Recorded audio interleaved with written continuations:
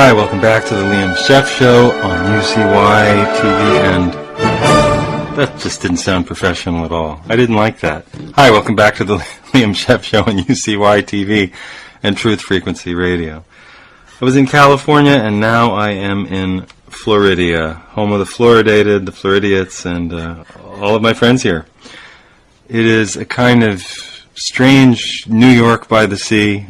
A lot of expatriate New Yorkers, people from colder climates, hanging out.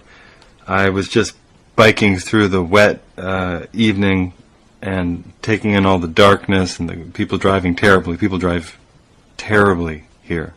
Terribly, insanely, as though cars had no weight and stopping took no time and exerted no force on anyone else. People drive here as though there were no such thing as, I don't know, gravity, g-force, torque, slow down speeds. I've never seen anybody drive like they drive in southern Florida, except maybe, in parts of Asia. It's just very, very unsettling. People pass you very quickly on the right, pass you very quickly on the left.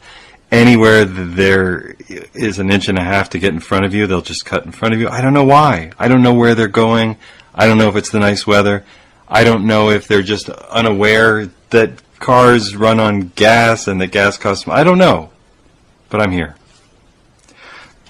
I'm building a garden. I'm working with some friends on a number of things, and I have a couple of things to talk about. I'm going to talk a little about California and my trip there, reflections on. I'm going to talk about the book that I'm writing. I'm going to talk about being here in Jesus Land and the slightly anxious feeling it always gives me, because I don't know how Florida became part of Jesus Land. It doesn't really fit the bill. It's a tropical paradise, and people, give in to a very easygoing way of life, but it's just sort of throttled by Jesus stuff. But you wouldn't know it because it's softer than the Midwest. What else do I want to talk about? Oh yeah, I have an essay to read. But before I do, this is Liam Scheff on the Liam Scheff Show. Thank you very much for listening. If you are in Truth Frequency Radio, the chat room is open, and if you are in UCY TV, the chat room is open. Please leave your comments, keep them short, succinct, complimentary if possible. Leave your complaints at the door. This is prohibition. You have to know the name of the person to get in. It's a speakeasy. Fighters will be paid to fight, and we will watch you as the closing bell rings. I was in California for close to 3 months. I stayed with friends. I traveled about the state from North Central, what is that called? San Francisco Bay Area, to south of San Diego area. The whole thing is a drought, and I think that if the drought doesn't reverse, and it won't, because the drought is actually being caused by, I know by short rainfall, but also by pumping. That's the main problem. I mean, it might not rain, but there used to be groundwater, and the groundwater is going away. I don't know how long it can be okay there. It's already not okay. My lungs still hurt, and I've been gone from there for 2 weeks. I mean, my lungs hurt. They hurt every day. After I was there for a month, I felt a difference in my breathing. I have a friend there who has bad asthma, and I'm sure that as soon as she leaves, she's going to be better. Really, it's that bad. You really don't have a sense of it unless you live in Utah or a really dusty state with a lot of wind, or on the prairie. Well, the prairie now, doesn't blow away because they water it with the Ogallala Aquifer. So I was in California, and I had a good time. I wrote a lot. I think I wrote 2 or 3 books that I have no intention or desire to publish or finish. I had to write a lot out of my system. Something I forgot when I wrote my last book, I'd actually started it a year before and put it down and sort of forgotten about it. When I picked it up again, it was ready. I know that sounds crazy, but I wrote my book in about 5 weeks, or it seemed 5.5 weeks. But I'd been working on it, on each topic for, better part of 10 years. The topics staggered over 10 years. And I had already started a layout of the book a year before, and I didn't use that layout, but sometimes you kind of have to, composite. You get the yucky, hard crap out first. Pooping metaphors apply, if you have any. So I think I just did that. I got a lot of stuff out that I didn't really want to bore the audience with.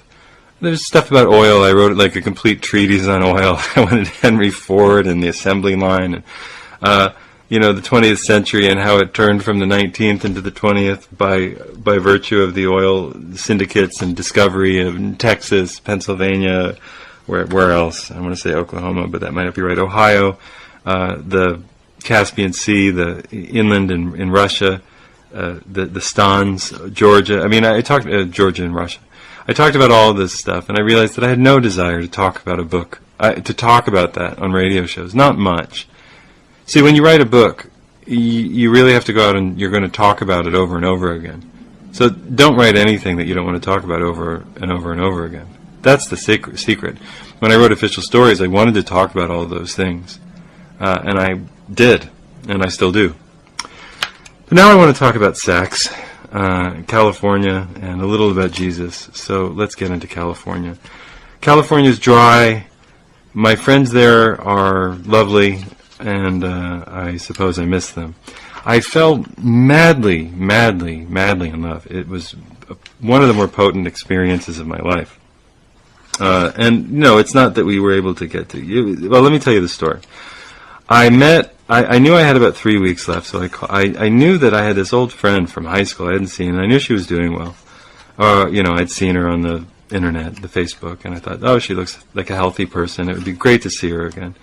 And there are a couple of things I remembered about her that if you had asked me, I would have remembered. One, that was that we were Gemini twins. We were born about 2 weeks apart in the same year, 1971. And that we had gone to this crazy school up in the mountains and sort of suffered the ignominities of that place together. I made a documentary about it called Surviving Sea-Doo. And I knew that she was about my height, even though once she thought she was taller, so we stood back to back, and I was a little taller, and I think she got mad. And so she's a tall girl, 5'9". And what else did I remember about her? She's clever and didn't really take shit from anybody, and just was, interesting, very interesting.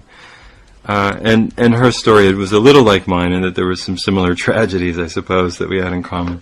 So I wrote her and I said, "Do you remember me?" "Oh, of course. Do you want to meet?" So we met and we hung out, and we hung out with her kids, and we laughed, and it was just, and then we wrote each other, and I said, "I can't stop thinking about it." "Oh, I can't stop thinking about you either."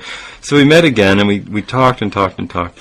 And we met as often, she's a busy mother and all that kind of stuff, so we met as often as we could and would go and sit, go to the park and sit, or take a drive about. And we went to a Thanksgiving together with her family. And but I was just sure, I was certain, and am, that I fell madly in love with her. And I did. And she admitted the same, and it was nice to be able to admit it. Striking, like just a striking human being with remarkable deep qualities that mirrored some of my own stranger ways of being and thinking and looking at the world. And of course I unspooled my life's work, and we caught up over 26 bloody years. 26 years.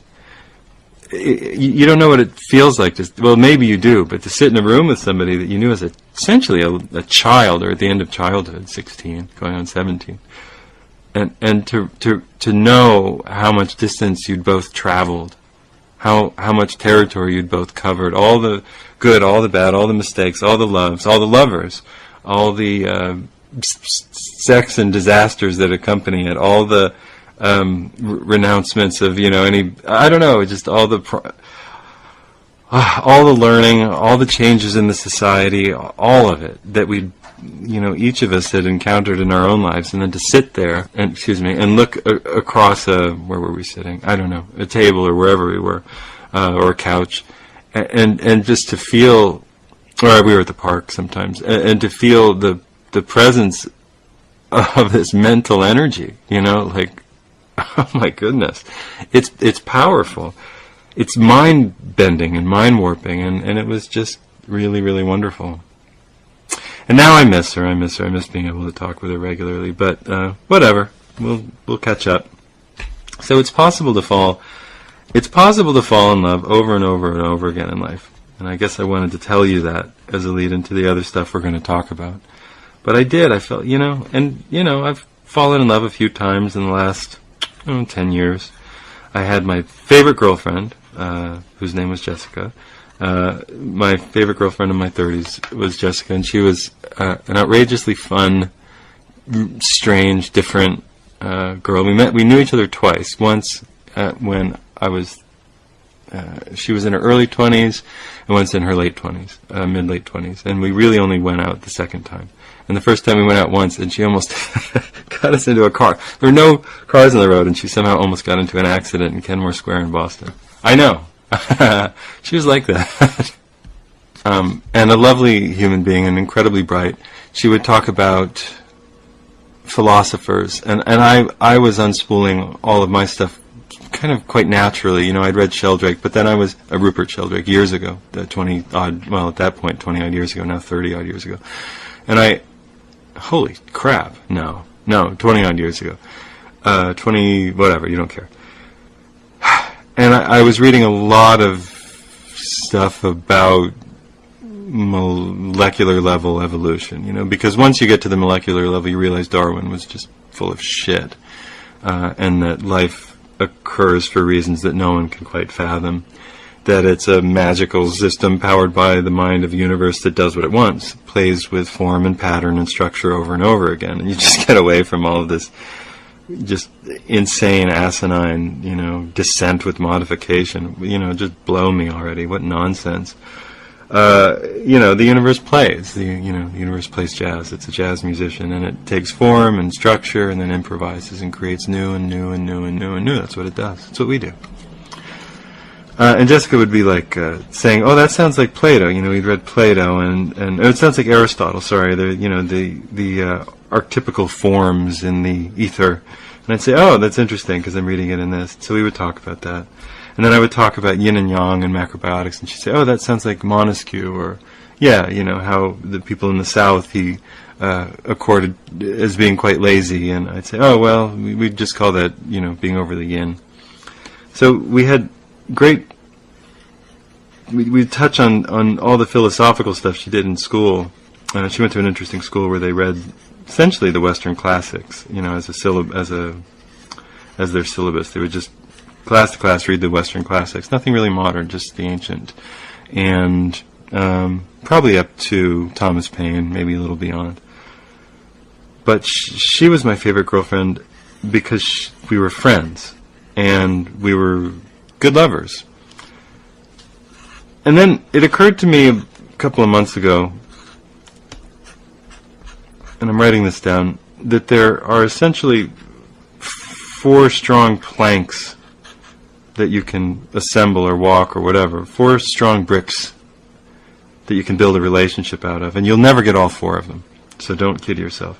One is friendship. Now, Jessica and I were great friends. We weren't best friends, we were friends. We care about each other. We're still friends, but we weren't best friends. My best friend and my partner was, and this is going to confuse some people, was Helen, and I couldn't do anything without Helen. I didn't want to. I mean, I suppose I could have, but I didn't want to. And eventually I really couldn't. We were just so intertwined. Helen and I were best friends. We wanted to know everything the other person did, thought, absorbed, imbued, all of that kind of stuff. We just wanted to know. So we did. We kept up to date with each other on a half-daily basis. Then you can form a partnership out of being best friends. You can form a lot of partnerships out of that. It's a good way to form a partnership.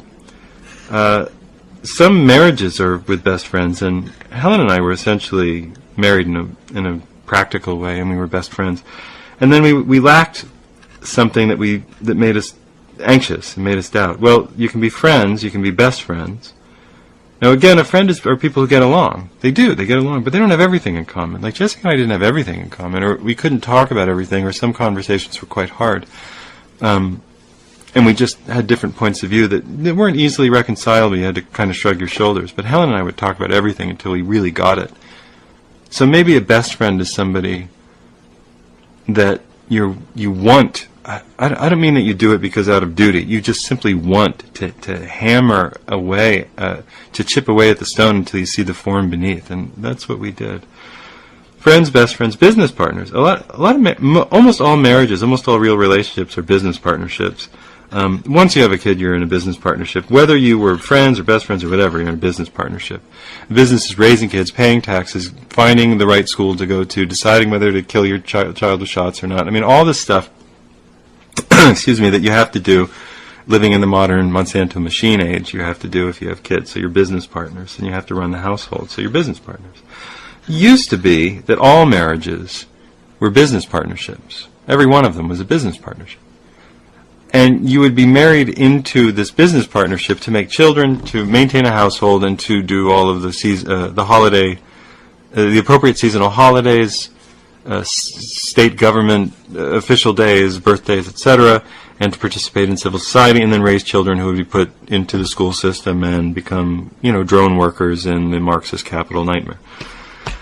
So that's the way things always were. In the Middle Ages, of course, you were put into marriage to make children so that they could work on your farm.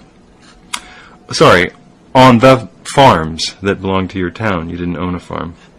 You really didn't have any land of your own. You just worked the land that was your town's land. And you all participated in that unless you were very wealthy, in which case you owned servants and slaves and they would work your land. Because certainly if you were wealthy, you would not work the land. And the last category that you can be in is lovers. Well, Jessica and I were good lovers. Very good lovers, and that kept us together for the time we were together. But being lovers won't keep you together forever. And this is one of the most difficult things that people refuse to accept. Being lovers will not keep you together forever. Because being lovers, however soul-penetrating it is also a little bit shallow. Lovers don't need to learn to communicate very well, and they're not always interested in everything the other person thinks. In fact, as soon as you learn a lot of what your lover thinks, you wonder why they're your lover at all. You can be easily disappointed. Brings to mind a lover, a girlfriend that I had, but we were just lovers, named, Angela, right? So Angel, with the angel wing tattoos. We weren't really friends. I don't know what we had in common, but boy, we were good lovers. And it was just, sort of soul-rattling, exciting stuff. Couldn't get enough. Either of us.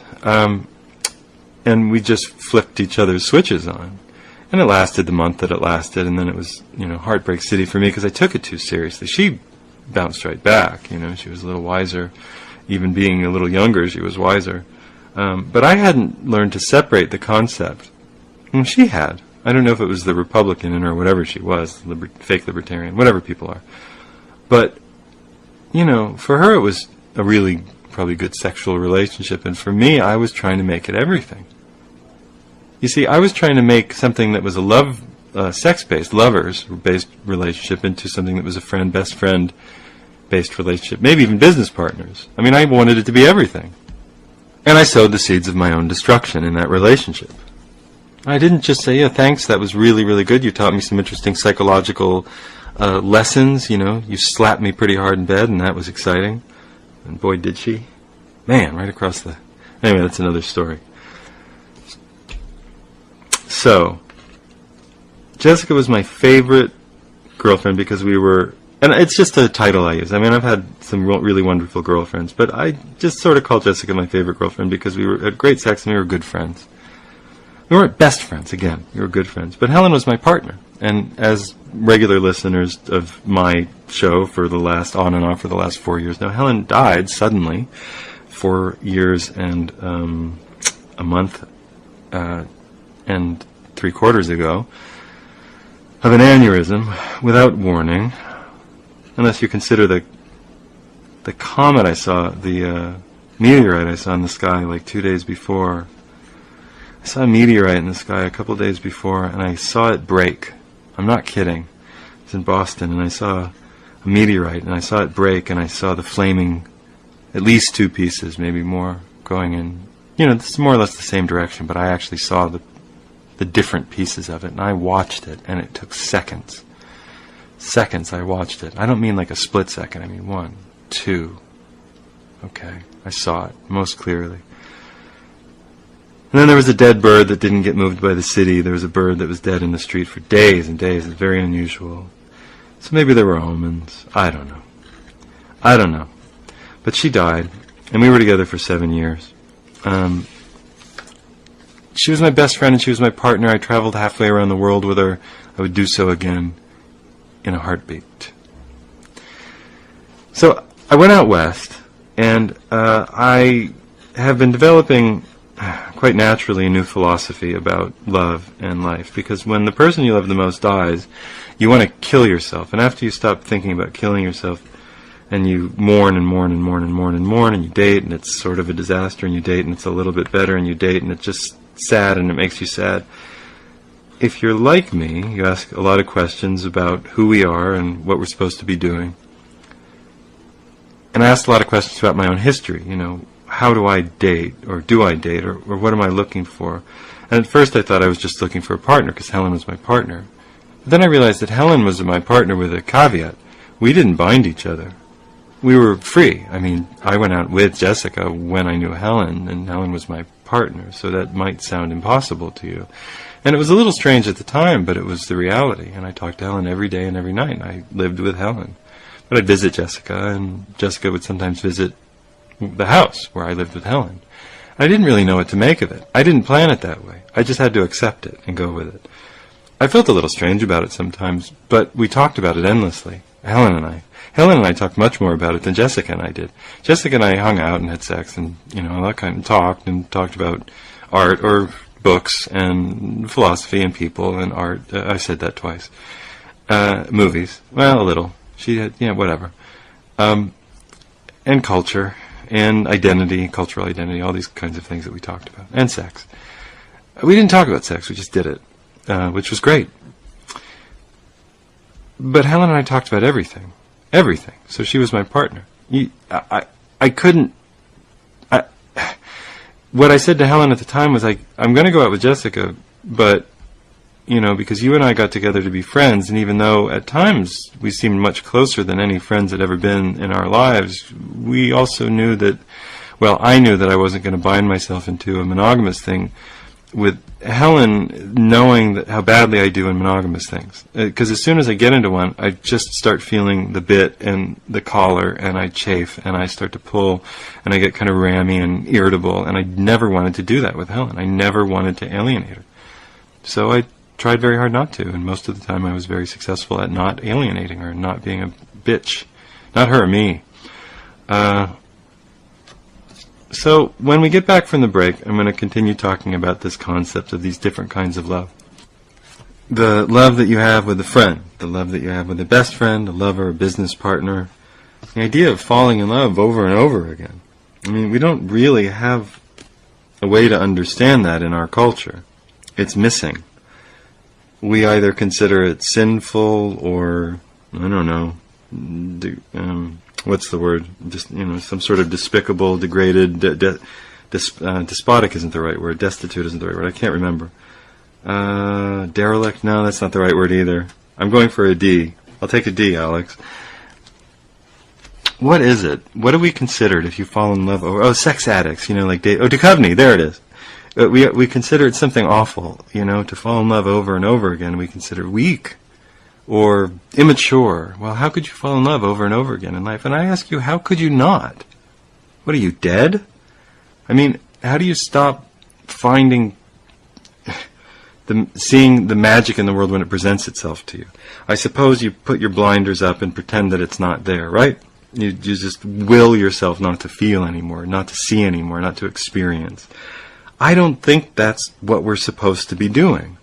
I think we're supposed to fall in love over and over again and make room for it, calmly, without going into Romeo and Julietville, respecting, whatever agreements are there, or adjusting the agreements that are there to allow for it. I think the agreements that are there actually need to be adjusted. And by the agreements that are there, I mean the marriage agreement. I think it needs a really good chiropractic adjustment, or more. It might... It might need a sex change or some surgery or something. We'll see. This is the Liam Scheff Show on UCY TV and Truth Frequency Radio. Please stay tuned. Listen to all of the great words that come from our sponsors who support independent radio, free-thinking radio. And buy my book, Visual Stories, on Amazon.com. Please buy my book. It's a wonderful book. It's worth twice what it costs. You will not tire of reading it. You'll enjoy it, I promise. And if you don't, I guarantee you will. I know it didn't make sense, but it's the truth. All right, stay tuned. Hang in there. We'll see you after the break.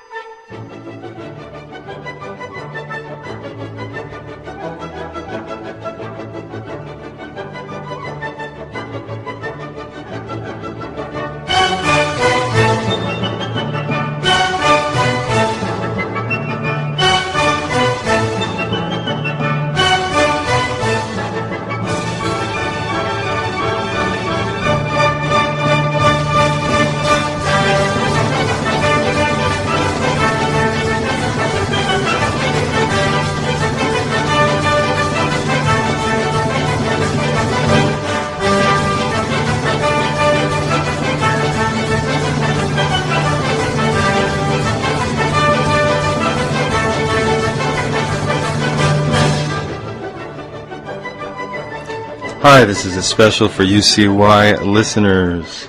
This is Liam Scheff of the Liam Scheff Show. Thank you very much for listening.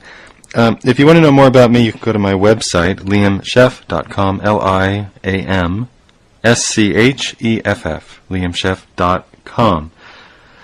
My book is called Official Stories. I wrote Official Stories after being a journalist for about 10 years and realizing that everything I'd ever been told was a huge, huge, stinking lie. Nothing was exactly what appeared in the paper, and that if it appeared in the paper, it had been managed and massaged to the point of incoherence, and was shortened and gutted and didn't have any of its vitality left. So why, if it appears in the mainstream, is it, by definition not true? I started to wonder, and I reflected on studies of ancient Rome, Greece, medieval period. You figure out that the court historian, whether it's, Suetonius in the Roman era had pretty wide well, there were some things he couldn't say, but the Roman historians had leeway after the emperors they were writing about were already dead. Right? So that could be done. But you couldn't write about somebody who was in power for the official record. I mean, you could write gossip, but you couldn't write for the official record and have it be absolutely true and excoriating or really deeply revealing. So why would that be? It's because the official historian is appointed by, is appointed by the official. I mean, Ovid, the poet of the Augustan period of Rome, was, I believe, banished to an island at the end of his life for displeasing the emperor in some way. So if you made enemies of the most powerful people, you were out of luck. Therefore, the official story has to please the official to some degree, or at least flatter his desire to appear fair, but without going too far. I realize official stories protect officials. Official stories exist to protect officials. That's what they do. And when I had that little skeleton key, it became easier to understand everything I encountered. So I put it into my book, Official Stories, which you can find at Amazon.com for a pittance. I think it's around $13. They used to give a better discount, but Amazon took that away, so now I have to try to reprice the book. We'll see. In the meantime, it's, I think, $3 or $4 on Kindle, so you can't go wrong there. Anyway, check it out. It's a lot of fun to read. I think that it will give you ideas and challenge the ideas about American history, the scientific processes that we think are sacred or really are more like a medieval religion, from Shakespeare and Big Bang to HIV and vaccine to CIA and JFK and 9/11. It's all in there. Go check it out on Amazon.com under Official Stories.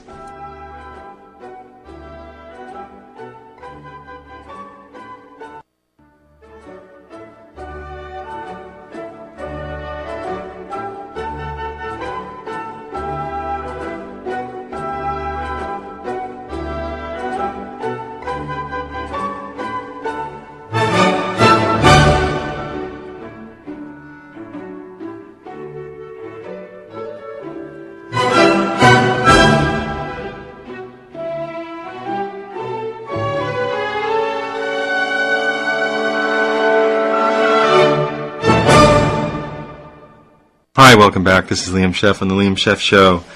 Let's pop open. We're talking about love and marriage and all the other kinds of things that we do. Let's open This is just always good for fun. Let's open 1,001 Questions to Ask Before You Get Married by Monica Mendez Leahy, a Latin Jew. Let's see. Getting married. Your wedding. 177. Your wedding. It's on my mind. I'll tell you why. A good friend of mine, actually a couple friends of mine, actually a few friends, actually 1, 2, 3, 4, 5, 6, 7, 8. A number of friends of mine are having difficulties in marriage. And they're all different. You know, some it's a lack of sex, some it's a lack of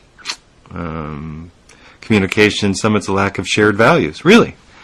No matter where you start, the interesting thing is, as a person, you change. And a decision that you make one day may not be the decision that you would make the same in 10 years, or 5, or 1, or 20. But for some reason, even though we allow 31 varieties of ice cream and every color of car that you can get off the lot and every kind of movie to watch, video game to play, or music to listen to, you're supposed to choose one song to listen to for the rest of your life, and it's called I Married This Person, and that's that. I don't think that we're being very realistic about what marriage is. And I've come up with a new concept that may be revolutionary, that I think places marriage in its correct context and allows, or would allow, that is if people would embrace it, would allow people to hold on to that stabilizing, tribe-forming aspect of marriage while freeing themselves to enjoy romance throughout life as they come and go, as part of the normal experience of life, in a manner that was not totally disruptive or even, moderately disruptive to the stability of the home, that simply occurred in a normal way. But before we get there, let's read the 1,001 Questions to Ask Before You Get Married by Monica Mendez Leahy. Again,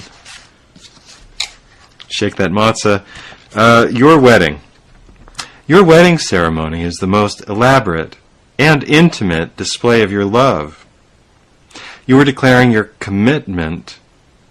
Why do you use the word commitment when you're mentally ill also? Commitment, or when you're a prisoner? To each other in front of family and friends. Whether it's fancy or simple, there's something magical about your first day as husband and wife. First day. With your partner. All right, let's wait a second. Your wedding ceremony is the most elaborate and intimate display of your love on what planet?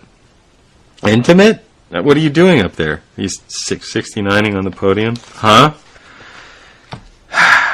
I don't think it's the most intimate. As far as elaborate, I guess it's the most expensive. I mean, unless you go to Vegas and gamble and lose. With your partner, answer the following questions. In which city will your wedding be held? Detroit. Don't do it.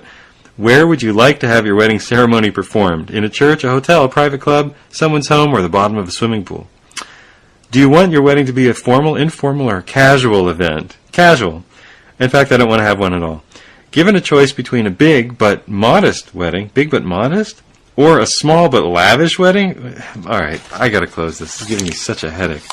Do you want your wedding ceremony to be religious or non-religious? I'm sorry, I didn't realize you could have a wedding ceremony that wasn't actually imbued by all of the religious control mechanisms that are inherited in the women-owning, child-owning, wife-beating marriage ceremony. Oh, I know, it's too dark for some of you. I shouldn't go all the way there. I'll explain myself. Okay, just relax. Take your finger off the button. It's not all wife-beating, but it does come into play. I'll explain. Which religious denomination? $5? Will you choose for your ceremony? Do you actively practice that faith? Practice of faith? I don't even understand the concept. How do you practice something that requires you not to think critically? I mean, no, I'm just asking. With due respect to the I'm spiritual. I pray to Athena and Shiva. I do. I'm not kidding. I'm not joking. It's not an exaggeration. Athena, gray-eyed daughter of Zeus, goddess of wisdom, I pray to her. I put my hands together and I pray to her. And I pray to Shiva, Vishnu, Krishna, Brahma. I do. Sometimes Zeus, if I'm in a weird mood. Poseidon, if I'm on the ocean. I'm serious. Aphrodite. Will you be combining two different religious ceremonies into one? What is this? Chuck E. Cheese? If you're having a religious ceremony, does your partner want to participate? Oh my God, in the religious rituals and prayers. Oh, we're off to a great start. What would you do if your partner wanted to elope? I don't know. Elope. Not get married at all. Just have sex. On the beach. Watch out for the sand, though. Do you want to write your own vows or poems and read them to each other during your ceremony? Hold on a sec. I mean, it's been done so many times. Now let's do something special. I'll write a poem. You, as big as the sky, as came into my life like a giant birdie, and I, like a giant package of birdseed, flew away in your mouth, and I became a turd. What would you feel if your partner showed no interest or desire to help you plan your wedding? Relieved. Do you want to take marriage preparation course or seek premarital counseling? I'm not joking. 1,001 questions to ask before you get married. Monica Mendez Leahy. I love this book. Do you want to take a marriage preparation course or seek premarital counseling? Indeed, I do. Hi, why are we spending $50,000 in a cake for some people who are laughing at us and screwing each other and hoping it's not them next time? Do you want your pets to walk down the aisle? Or be members of the wedding party? Are you expecting to pay for your wedding with money you hope to receive as gifts? What if you don't receive as much money as you were expecting? We're off to a great start, kids. What could possibly go wrong? How important is it to have a bilingual ceremony or incorporate part of your cultural heritage into the ceremony? Not very. Is there any part of the traditional, which tradition are we talking about? Babylonian, Syrian, Assyrian, Roman, the Roman ceremony? Huh? What about the Moswo ceremony? I mean, there is no marriage. The guy goes to the woman's house, he has sex with her, and then he leaves in the morning. I'm serious. I mean, what about the Moswo ceremony? Why can't we have a Moswo ceremony? He goes to her house, has sex, and leaves in the morning. And then he helps raise his sister's kids, not his. I know. It's a stress-free life. Who would want that? Do you refuse to say the phrase "to honor and obey" found in traditional wedding vows? What do you mean traditional? Like the Greek, like the Spartan where they had slave states so they could go to war constantly? Or how about the Athenian where they considered women to be lower than young boys and they preferred to have sex with freaking 12-year-old boys? Which tradition are we talking about? I'm confused. Traditional. Which tradition? The English one where women in the Victorian era, where women sort of ran the house and men got syphilis by going to every whore they could in different parts of town? Really? Which tradition are we talking about? Which tradition are we talking about? The Julia Roberts tradition where she takes her gay best friend to a wedding to the guy that she used to pretend that she didn't screw? Did she really not screw Dermot Mulroney? And that's why they promised to get married? Really? They didn't fuck? Of course they did. Of course they did. That whole movie is a lie. They used to fuck each other's brains out. Julia Roberts and Dermot Mulroney used to fuck each other's brains out at my best friend's fucking wedding. Excuse me, that's like 9 fucks in a row, and I was so good for the whole show. But be honest. In that movie, My Best Friend's Wedding, you can't even watch it. She, of course, used to screw his brains out. And he used to screw her brains out. And they're like, we're too good. We get along too well to get married. Let's not jinx it. Okay. And guess what? They didn't. And then he married that ditz. Not Cameron Diaz. I mean the ditz that she played. I like Cameron Diaz enough. Are you determined to have a wedding of your... Are you determined to have the wedding of your dreams regardless of the cost or aggravation? Isn't that the point? The aggravation? I mean, what is the point? All right. I'm done with Monica for now. I have a solution to this marriage thing. People want to get married because they're brainwashed into it. They're brainwashed into thinking there's one person for them for life. It's brainwashing. It's not true. Everybody dates multiple people. Everybody has multiple sex partners. And if they don't, they want multiple sex partners. And so they watch movies and they fuck Don Draper on Mad Men, or they screw Rene Russo in the movies, or at least that was one of mine. in the Thomas Crown Affair. I mean, honestly, come on. It's not a great movie, but you'll watch it. Turn it on. I know, right? You screw whoever's in the movies or on the Cineplex, or you even watch. You turn on a show and there's just somebody, and you realize you're watching it for the chick or the dude. You're like, I don't know why I'm watching this, but I want to go out with that person, and and by go out I mean have oral sex with. And this is the reality. This is where people live. We fall in love, and as soon as we fall in love, we think that we have to get married. We think that we have to take it very, very seriously. But I have a solution. Love brings us into contact with projects that we want to do. Like I said, I fell in love with my friend that I met back in California. Now, we weren't able to pursue it in any way for a variety of reasons. But, we had to remain on a friendship basis, and I'm good with that. But I fell in love. I absolutely fell in love, and it brought to mind all these art projects that we wanted to do together.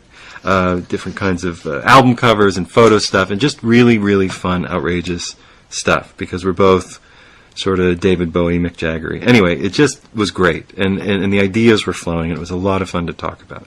It was deeply exciting. I mean, I had some of the best, just conversations about, without, I don't want to give away too many details, but sometimes you can just talk about stuff, and it's more exciting in many ways, because it releases a kind of dream that you had that you didn't know you could achieve. And what I had with my friend is we were both admitting to ourselves, much more than each other, like, yeah, that's sort of the way I always wanted to sort of be this or do that, and so we talked about it, and it was fun to talk about. It was very enlightening and enlivening, and you can gain a lot through talking. I'll tell you, you can learn a lot about yourself through talking.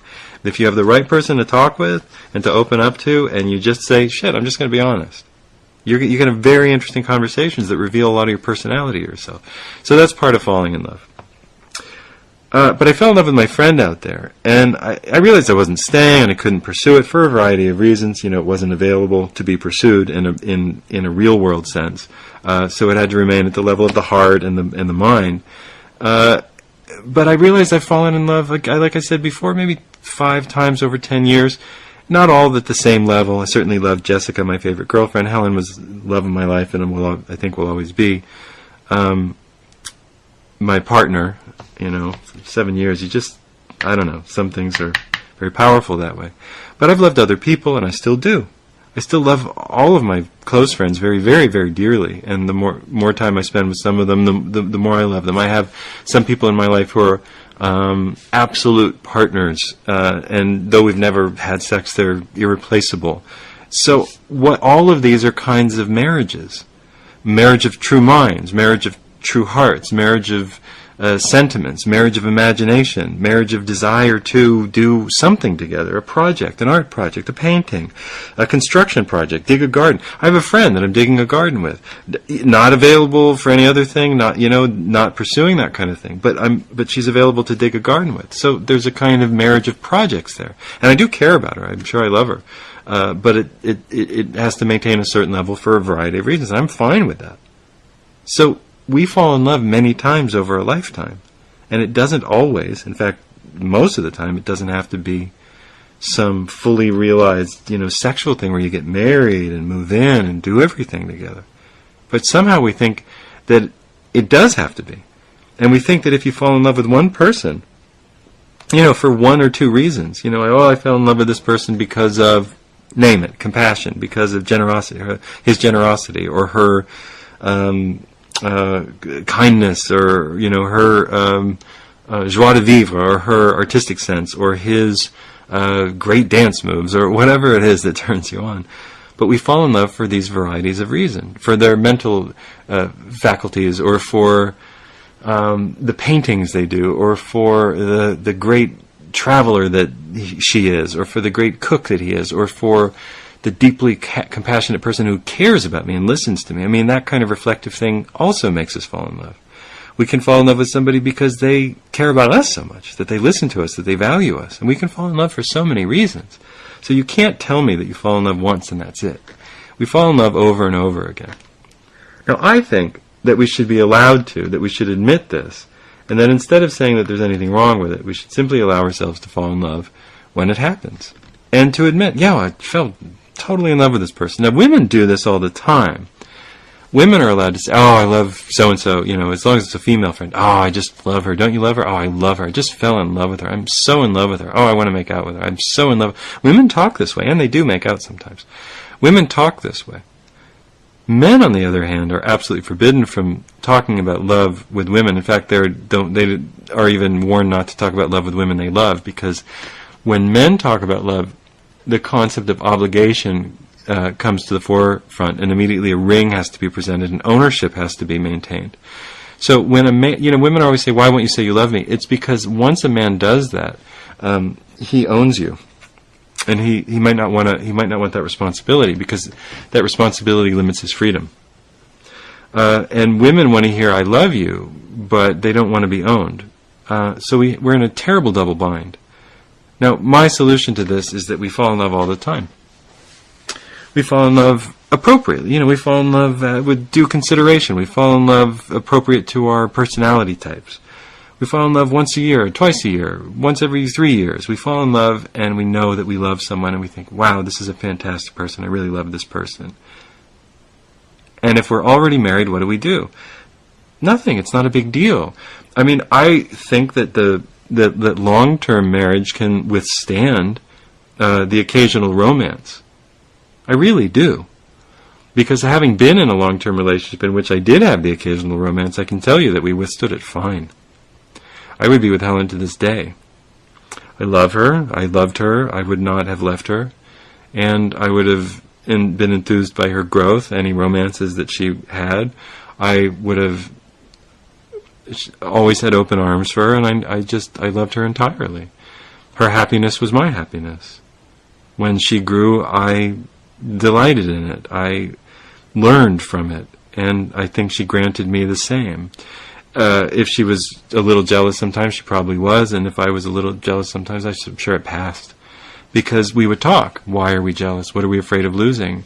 And when we became, I think, both aware that we weren't going to lose each other to any kind of passing romance, it became easier. And we were simply aware that romances happened. They enriched life.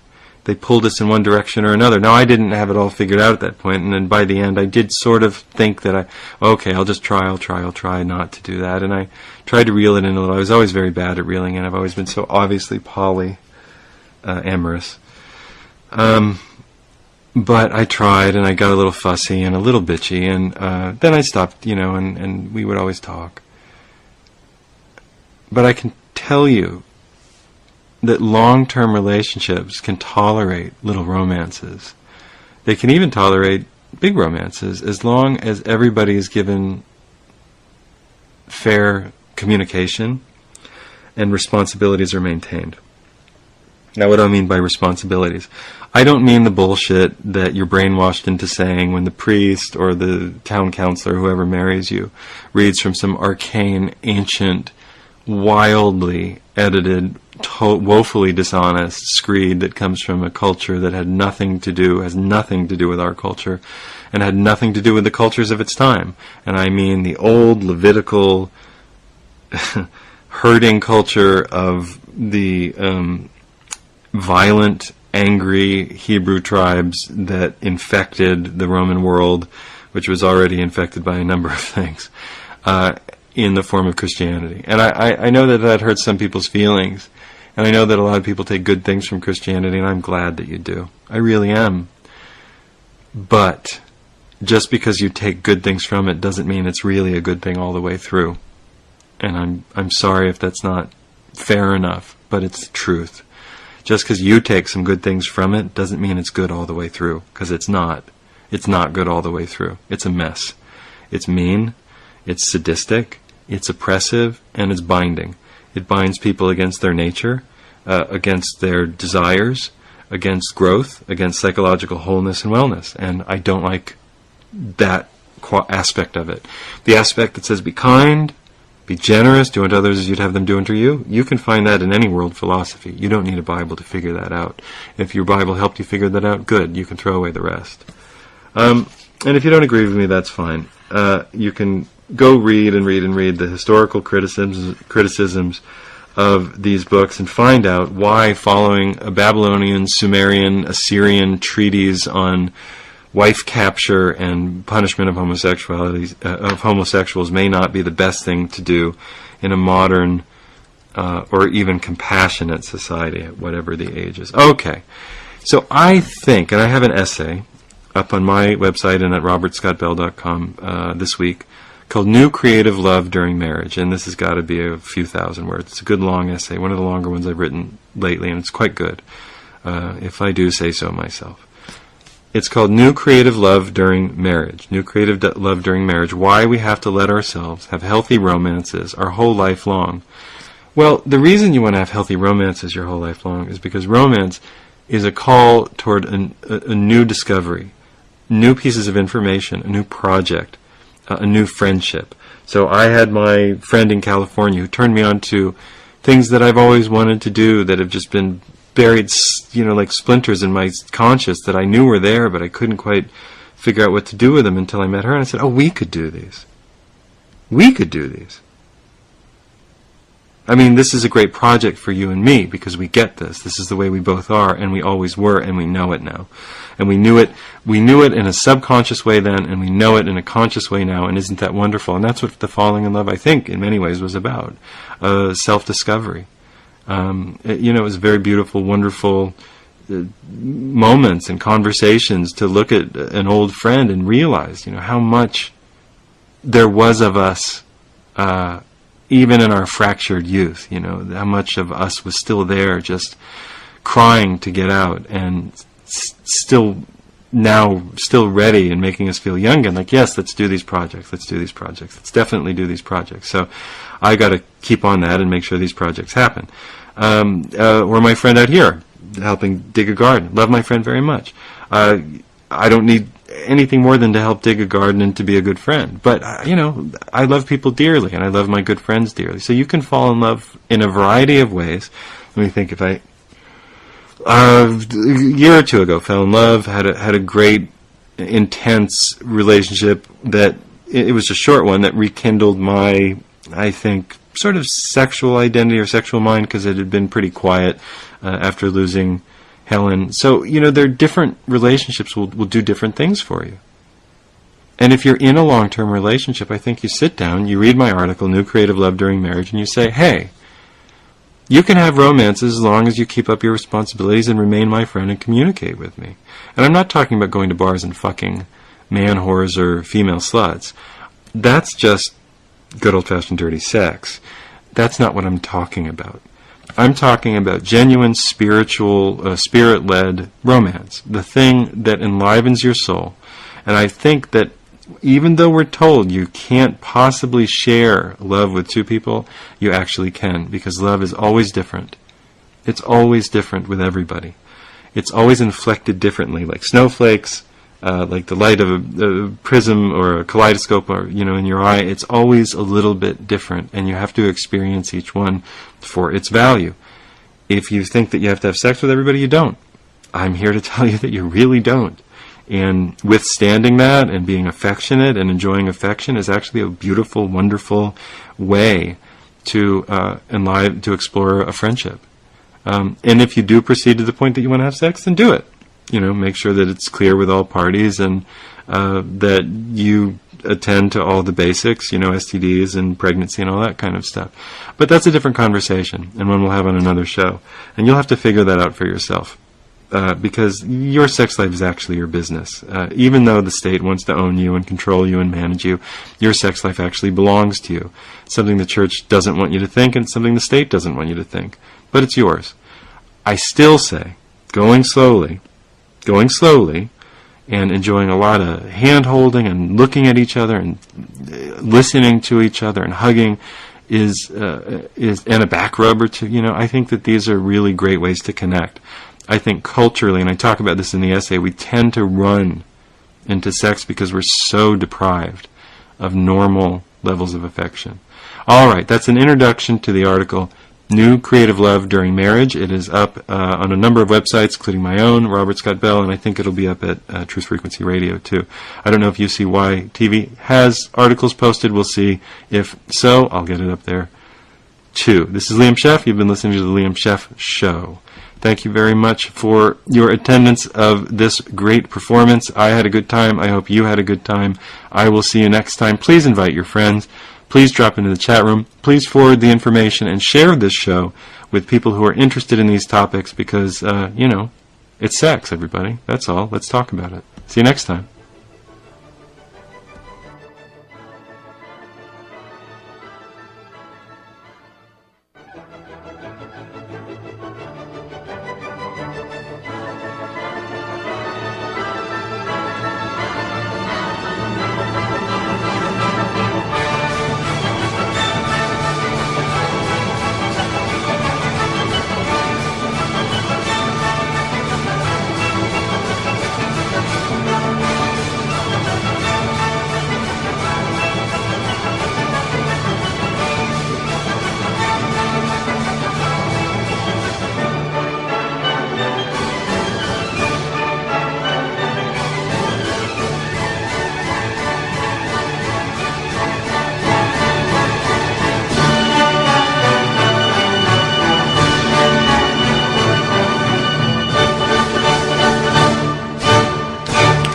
Special UCY. Let's get this going. Family guests in attendance. That's right. We're reading from 1001 Questions to Ask Before You Get Married.